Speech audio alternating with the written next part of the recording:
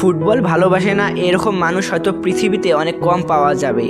অনেকেই Argentina support করেন, আবার অনেকে ব্রাজিল সাপোর্ট করে, কিন্তু ভালো খেলোয়াড় যে দলেরই হোক না কেন তার প্রশংসা সবাই করে।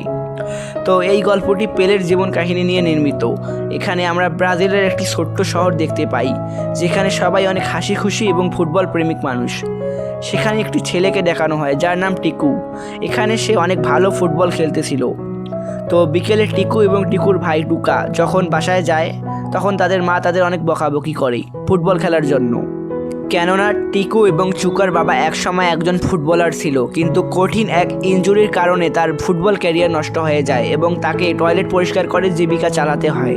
তাই তাদের মা তাদেরকে ফুটবল খেলতে দেয় না। এটা ছিল 1950 সাল। তখন ফুটবল বিশ্বকাপ চলতেছিল। দুর্ভাগ্যবশত ব্রাজিল বিশ্বকাপ হেরে যায় এবং সেখানে থাকা লোকজন সহ টিকুও কান্না করে দেয়। সে তার বাবাকে কাঁদতে দেখে বলে, তুমি কেঁদো না বাবা, তুমি দেখবে আমি একদিন ব্রাজিলকে বিশ্বকাপ এনে দিব।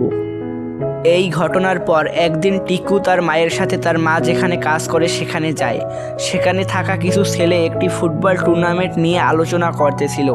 টিকু তাদের সব আলোচনা শুনে ফেলে এবং সেখানে থাকা ছেলেগুলো তাদের পছন্দের খেলোয়াড়ের নাম বললে টিকুও তার পছন্দের খেলোয়াড়ের নাম বলে। সেই ছেলেগুলোকে বলে তার পছন্দের খেলোয়াড়ের নাম হলো পেলে। ছেলেগুলো জিজ্ঞাসা করলো, পেলে আবার কোথাকার প্লেয়ার? উত্তরে টিকু জানালো, ব্যাবিলিনের গোলকিপার। ছেলেগুলো তার কথা শুনে হেসে ফেললো, কেননা ব্যাবিলিনের গোলকিপারের নাম পেলে না, বরং তার নাম বেলেই। তো টিকুকে নিয়ে তারা তাকে ঠাট্টা করে পেলে পেলে বলে। তো এত কিছু হওয়ার পর সে যখন চলে যাবে, তখন সে সেই টুর্নামেন্টের ফর্মটি সাথে নিয়ে যায়। এরপর বাসা গিয়ে সে তার এলাকার কিছু ছেলেসহ তার ভাই চুকাকে টুর্নামেন্টের বিষয়ে বললে তারা মা বাবার কাছ থেকে লুকিয়ে টুর্নামেন্টে অংশ নেয়। টুর্নামেন্টের দিন তাদের খেলা সেই ছেলেদের সাথে পড়ে যারা টিকুকে পেলে পেলে বলে খেপিয়েছিল। তো ম্যাচ শুরু হলে টিকুদের বিপরীত টিম তাদের পরপর 6টি গোল দিয়ে দেয়।